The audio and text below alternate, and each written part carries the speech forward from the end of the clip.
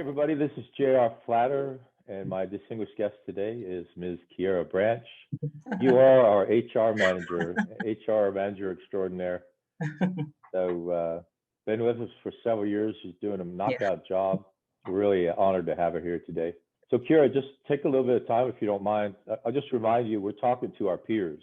Anybody in your shoes, anybody in my shoes, or Brittany's, or Oliver's, or anyone else, what would they want to know about your job? Thank you. Well, thank you for having me. Absolutely. I definitely love talking about human resources, obviously, but especially the compliance portion. I am a little bit of a compliance nerd there, so I love taking those documents and dissecting those and figuring out what we need to do as action items. But yeah, I have been in HR. I'm almost 14 years in general. About 7 of those years consist of in government, federal contracting. I worked at a few other previous places as well.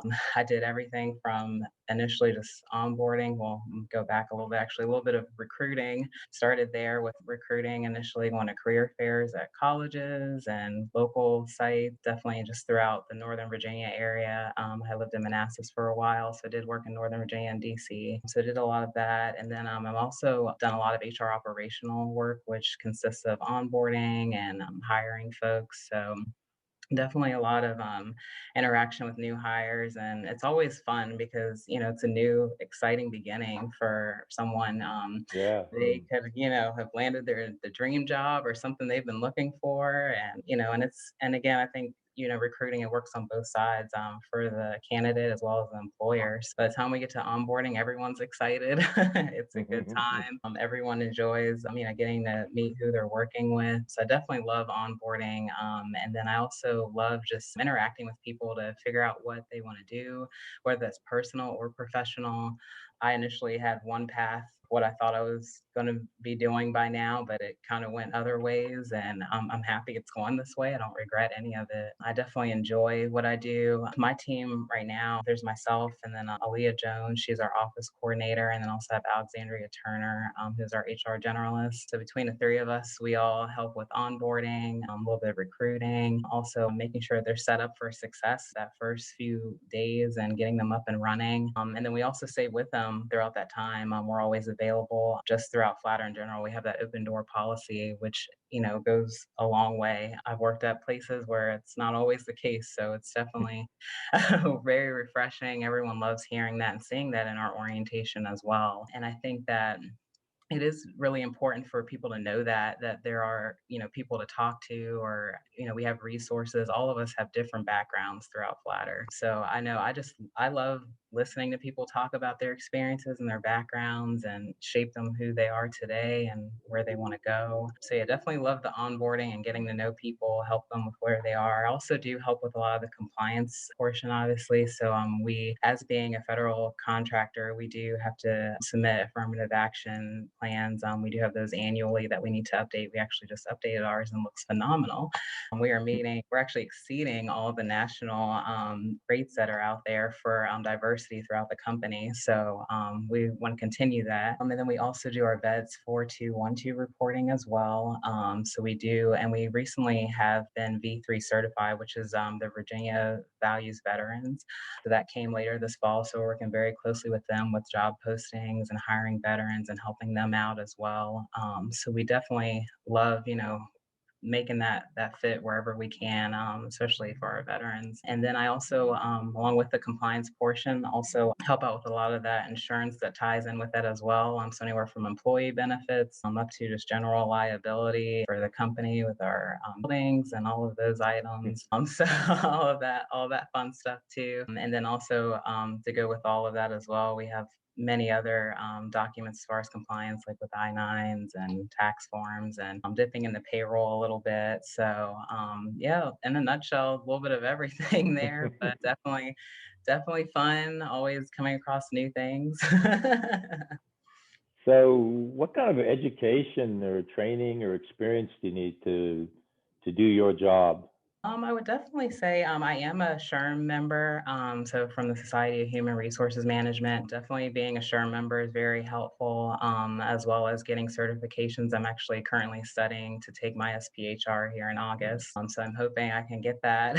And also just, I think experience is important, as well as the education. I think that going to a 4 year or even a 2 year associate's degree is helpful, but I also just think just dealing with the human element, just experience is very helpful because I know we can all read things all day, but actually applying it in real Hmm. life and, interacting with people. And that's one of the things I love. I love figuring out people and how they operate and how they work and all of those things. And it goes into that with the business and being on a program, different personalities and all of that stuff. So I think experience is also really, really important just so you can grasp, everyone's not the same and we're Yeah. all different for a reason, which is good. So So, what are some of the differences between human resources in government contracting and human resources in the commercial sector? I will say definitely on the government federal contracting, I would definitely say that just the big thing one is obviously is the affirmative action plan, as it is anywhere with making sure you're hiring diversity and not discriminating, but definitely making sure you're meeting the requirements of OFCCP and ensuring that you're updating these things annually or as they are addressed, prevent any company risk, I think is very important in assessing the workforce, especially with recruiting. And there are, naturally all of us just have, I think, biases here and there, but just, making sure that we're looking at each person and individual, the same. These are the requirements, given to us for the government, but for these positions to make sure that we're meeting those requirements or exceeding them and ensuring that, it is a right fit across the board. So I think that that is very important versus being on the commercial side. And when I did my previous life doing HR, it was a little bit more in restaurant and recreation, where it was a little bit different with Mm-hmm. certain things. And there were just compliance things in general that were very different. But I think in government contracting, it's important to make sure you are hiring within that diverse group and meeting and exceeding those needs. Talk to us about your relationship with the headquarters. I Yeah. think you work closely with the CEO and the Yes. COO and Yes. others. Absolutely. Yeah. Yep, we're very close, yes, with Brittany. So yeah, we definitely, when it comes to just insurance renewals or just company things in general with the human element, anything that would be beneficial for them to know and communicating those things, whether it's, training that is being requested or things that, we feel we could do better of, or all of those things. I think that we all communicate very well, are on the same page with those things. And same thing working with Oliver, we're ensuring that, especially with the onboarding, that everything's coordinated very well and that set up that first week with everything, as well as like developing different strategies as how we go about whether that's recruiting or maintaining and retaining the employees that we do have is very important. I want to say 40, almost 50% of our employees are employee referrals, Mm-hmm. just because, everyone does love it here. So we are Mm-hmm. enjoying and love the referrals because everyone has such a unique background and some have been in this industry for a while and some are new to it, but you never know who someone knows or can find someone to do the job. So definitely a lot of connections there, but definitely working closely with Brittany, Oliver, Joe. Now we have Rod in his new role. And so yeah, ensuring that we are meeting all of those things. You look way too happy to be in HR. Doesn't HR have a bad reputation? It does. I Aren't don't you the know. adversary of Yeah. us all? Talk to me about how you overcome that and keep your bright shiny face. That's what everyone that's so funny. You're not the first one, JR. I do. I mean, every position I feel like has its challenges and, has its days, but honestly, as long as like I am so involved in that people aspect of I don't want to say counselor, but I mean just someone to help guide or that coach or someone to they Mm, can bounce ideas off of or just just they yeah. have a day and they just need to talk about it or anything like that. I just love stuff like that. And I have this thing, my husband, if he when he watches this, he's gonna laugh. But yeah, I always Mhm. feel like I need to fix something or find a solution to help someone and take it on me, which I Mm. guess can also be a weakness because I shouldn't take on everything. But but I do look at it as like if it's something within my means that I can help, then I want to help. I want to be there to get them, whether that's personally or professionally. Like for example, with Aaliyah, she started out as an intern with us, and she showed that she wanted to do more and was interested. And I'm like, okay, well, let's go. Let's let's see what you want to learn and take on, and grooming her and teaching her these things. I love that. But then I also learn from her as well because even though I've been doing this for but so long, I still learn new things every day. Mhm. And that I like that. I don't want to be complacent and think I know it all because I don't. So So talk to me about you talked for a few times, you mentioned a few times about orientation. What makes a good orientation into a new company? Give us um, some of your ingredients. yeah, I definitely think it is. Um, I think the communication from the beginning is very important. Coordinating it, ensuring the time of where they need to go, the logistical stuff, because you're already nervous anyway, just starting a new job. So I feel Mhm. like in general, just like having all the logistics where you need to go, who you need to see, or if it is virtual, having the, dial in information and who it's with, or if there's a point of contact if something happens. So I always start with that because I've been in some situations where I've had to come in and revamp orientation just because someone would start and they'd show up and they have no clue what was going on. And I've been in that personally just with starting positions. And it's very frustrating. So I think all the logistical stuff and getting them information in a timely manner is really important. And then I also think once they onboard, just knowing who their team is, especially in government contracting, I think that they are hired for the program, but they want to know who's at the headquarters to support them, like who Mhm. does what, who does the invoices, who is overlooking this whole program. Is it operations director or who do I go to? And being that person of who goes where when they have questions. And then also understanding the company values and the mission and where it's going.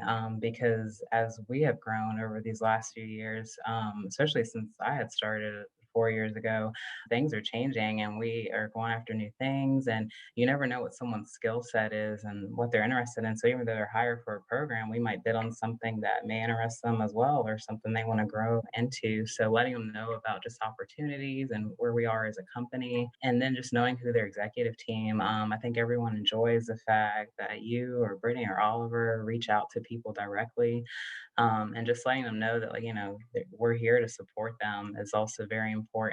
And as well as not only just where their paycheck information is, but how to log their time, where they need to go for any self-service related things, and just Mhm. kind of getting all of those things, just housekeeping things are really important because if you're trying to do something personally and you can't find this information, it's frustrating. And then they want to be able to look at it or see it somewhere. I think those are very important. And I think too, with onboarding, there's so much information, but also having something to go back to, which is why we give copies of the slides or we post things in Paylocity and the self-service portal. So somewhere to reference things, and I always, me, Alexandra, and Ali are always like, if you don't even know where to start, just email us, and then we can Right, take right. you where you need to be. So I think those things are very important with orientation and onboarding. Great. Yeah, I love them too. I think you do a great job. Yeah. So one of the requirements of coming on our podcast and the secrets of is tell us one of your secrets. So share one of your secrets to success with our listeners. Let's see. I think there's a couple things. So one thing I do for sure is be open to learning. I think we all, like I said, we've done things XYZ or however long, and sometimes we're like, oh, well, we know that. Like I know that. Well, yeah, but there's more behind that information. So if there is like a meeting or information that comes across, because and things change, especially as we've seen in this last year with COVID, I never in my wildest dreams thought I would be keeping up with so much law compliance. I mean, every Hmm. day I was every hour I was almost reading new things and stuff. So signing up for things or webinars or going to trainings or joining, coaching sessions or things to keep yourself updated with, some of these things. But then also learning, sometimes there are new ways of doing things or new information. So just being open to learning, I think is really important. And as well as having patience. Like I know that we all have deadlines, we're all running a million miles a minute, but there's also sometimes, personal life. There are things at times where it may weigh on certain people, and everybody responds differently. So, just being patient with one another, especially I think again in this last year has taught all of us that, and being flexible when needed. But then also communicating with each other and ensuring that everybody kind of understands the end goal of it. Like I don't want to have to be that person that's like, oh, we see these few things on your I-9 or whatever, but I'm not trying to pick with it, but it's a certain way the form has to be done. And, Hmm. kind of is what it is. We're not doing it to be a pain or make your life miserable. There's a method behind the madness. But yeah, I think those things are really important, especially the open to learning. Because I enjoy learning as much as I can. And I sign up for webinars and trainings, especially on things that I already know, but you never know, there might be something else in that training that I don't know or come across. And then just talking with coworkers, colleagues, previous people that you've worked with, or in your personal life, making those connections with people because you never know what you're going to, come across by talking to them. Well, thanks for that. Those are two So, great yeah. secrets. So finally, before we sign off, who should we invite as future guests that would be, you think, relevant and worthwhile for our listeners? Yeah, and I've been thinking about. I'm trying to think of who hasn't gone yet. I'm not sure if has Reno. Well, it doesn't have to be on part of the team. It could be anybody in your world that you think would be valuable for our listeners. So a teaming partner, a customer, a Mm-hmm. official. I will say someone that I learned a lot from in Leadership Fredericksburg last year is definitely Janelle Donahue. Oh yeah. Yeah, she has her story and her why, like, and she was my coach during that time as well. Okay. But she has an interesting background and perspective on things. Definitely, I think someone who would be Okay. good, and also too Reno still, because yeah, Reno Okay. Sure. is quite a bit. Yeah, that's a great idea. He just got promoted too, so he Yep, should be exactly. all excited. Not that he Yeah. isn't already. Yes, absolutely. Yeah, he is. Yeah, those two definitely for sure. They have some interesting out their perspective on things. Just yeah, and just conversations all the time. Learn something from both of them every time we talk. Great. Well, thanks for your time. You can let your husband watch. He won't be Yeah, embarrassed. I know. He'll be like, So, good, he finally told somebody. as always, here we are at the tail end of our COVID, and we're all back to back with meetings. So Yeah. I got to jump off and get on another meeting. Okay. Awesome. Well, thank Okay, you thanks so so much. much. Yeah, absolutely. All right. Bye Bye. bye.